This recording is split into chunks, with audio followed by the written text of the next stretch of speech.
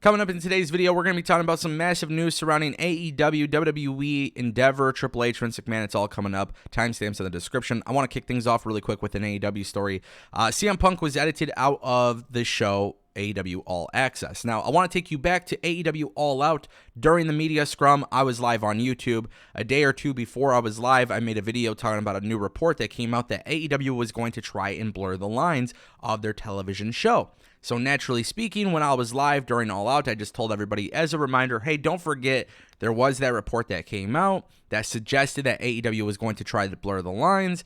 This could very well be part of that, which I think would make sense, right? You blur the lines a little bit, but then now look at it. It's May 15th, 2023. So much time has passed, and none of the stuff that's been reported has really added up. Now, for example, Dave Meltzer came out and said that AEW All Access essentially edited out CM Punk due to the fact that there was a fear of legal action. Okay, if there was fear of legal action, because legal action, legalities, all this stuff is something that people have brought up to me before in the comments, Discord, Twitter. I've seen stuff like, oh, there might be some lawsuit issues. Oh, CM Punk might be going to WWE. Oh, CM Punk might be getting out of his contract. Guys, you can go and watch the videos. We were covering this stuff in real time. Now, the thing is, I don't believe any of it. And it's not about work or not a work. I maintain the belief that if CM Punk and the EVPs really got into a brawl and everything that transpired, they should all equally be punished. Not a suspension. They should be let go. The reason for that, and yes, it is a little bit more strict and a little bit more firm of a punishment, but I believe that at the end of the day, these are the locker room leaders. These are the EVPs for this new company that's trying to get off the ground, a company that is struggling to get talent on television. I believed at the time that they shouldn't be in the company. Now, what was crazy, though, is if you look back at my previous videos, you can see that the EVPs came back. They were suspended. They came back and went for the Trios Championships. They were rewarded. CM Punk just happened to get injured. So CM Punk gets injured. Now CM Punk is going to come back into the company. The new reports that have come out lately suggest that AEW is going to call the show The Second Coming. So CM Punk will have a show, AEW Collision, and the show is going to be, it's a big branded deal. AEW is reportedly planning to hype up CM Punk's return. So I'm just trying to understand how that makes any sense, right? If this entire time you were fearful of legal actions and everything like that, you were fearful of lawsuits, you were fearful of all this stuff, but these guys still aren't able to talk, they're still not able to squash the beef, then there's brand split stuff. All I'm saying is, I'm not saying it's not real, I'm not saying it is real, I'm just saying that things aren't adding up, and at the same time, I just think it's all a little too silly. But I will say this, AEW with this specific story had more people talking about the backstage drama than the actual show.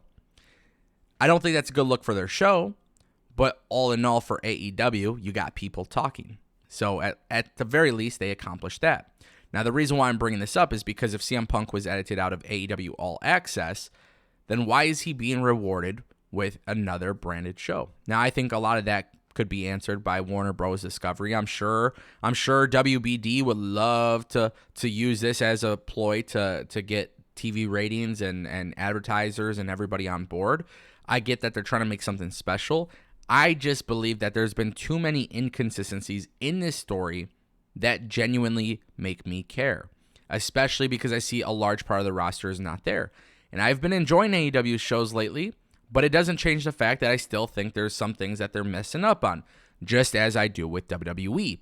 And I'm going to get to that in just a little bit, so keep watching.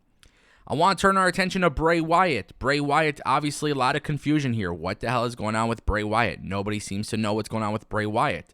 There's a lot of things that wrestling journalists know about. When it comes to Bray Wyatt, there seems to be a lot of mix-up as well. However, we saw that Bray Wyatt was recently at a wedding. There was photos of him. He looked good. He looked healthy. We saw him, WrestleMania weekend driving in his car. Looked good, looked healthy.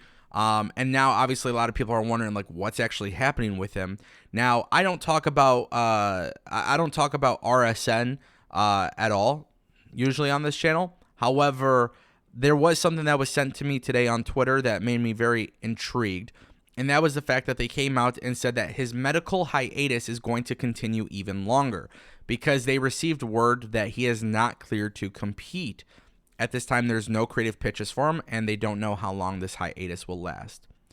So at the end of the day, for those who are expecting to see Bray come back relatively soon, I'm going to go on and say I wouldn't be getting your hopes up. Despite the fact that he looked good and looked healthy, if you guys know me, you guys watch my videos, I actually don't like to speculate on people's health. I can't offer you some sort of analysis there. I'm not going to sit here and try to say, oh, well, maybe he has this or that. I don't know. And I don't care what it is. I just care that he's good. And then when he comes back, he could come back. But as of right now, don't expect him to come back anytime soon. Guys, I want to talk to you a little bit about the Endeavor deal, and the reason why this is so intriguing is because it could be trickling down into WWE's creative situation. So for those who don't know exactly what I'm talking about, there has been a lot of talk about Vince McMahon and Endeavor and Nick Khan and everything with this new WWE merger, and now a new report, basically WrestleNomics and so many people within this space and the business have come out and detailed this. Now, basically, this highlighted the importance of Vince McMahon and what he is actually doing with WWE.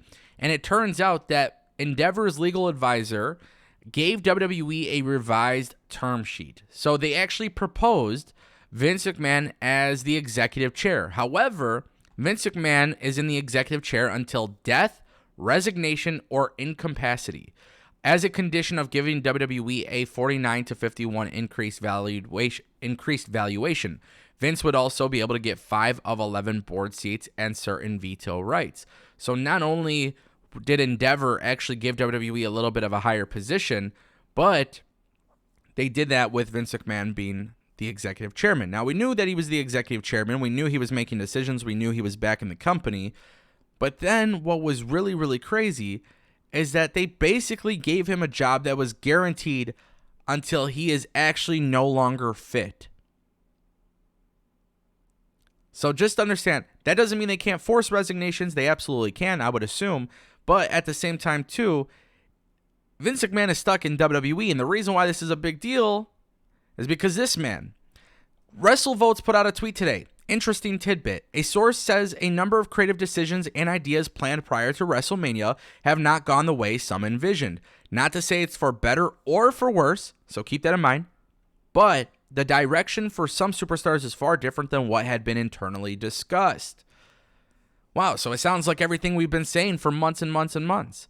That Triple H has been part of the creative and he's been involved, but at the same time, too, there is something or someone backstage that is preventing certain things from being done. And that's how it's been since day one, guys. With Vince backstage or not.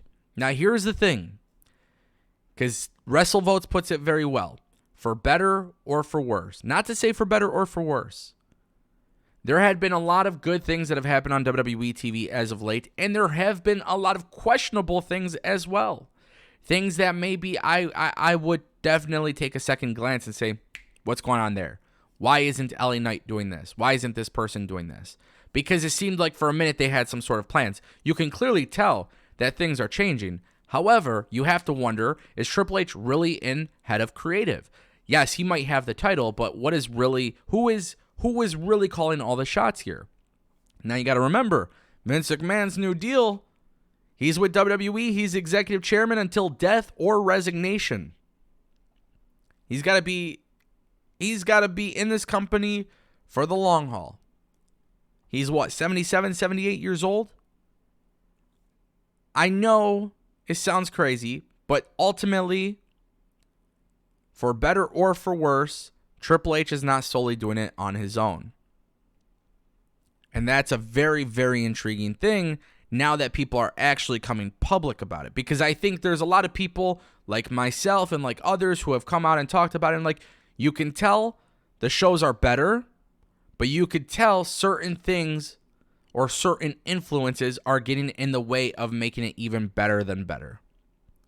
And I'm going to leave you with that. Thank you guys for watching. I'll see you next time. Peace.